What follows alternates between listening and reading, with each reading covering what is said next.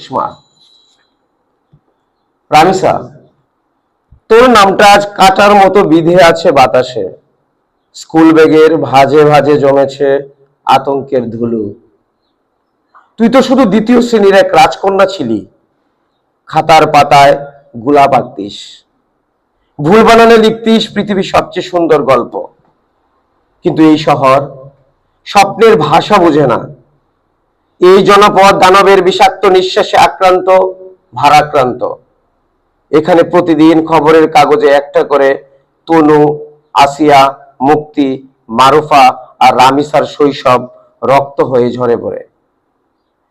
তোর বাবা বিচার চায় না, সে জানে বিচারের বাণী নীরবে কাঁদে।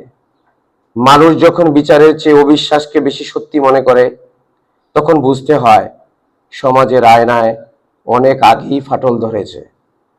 ক্ষমা করিস মা, আমি এক অসহায় পিতা। আমি ঘৃণা করি এই নরপিশাচদের।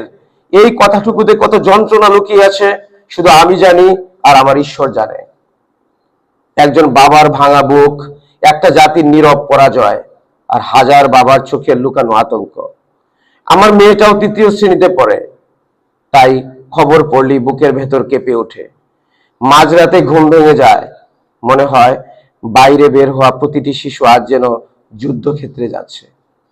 রামিসা, তুই কোথাও থাকলে শুনিস, সব মানুষ এখনো অন্ধ হয়ে যায়নি।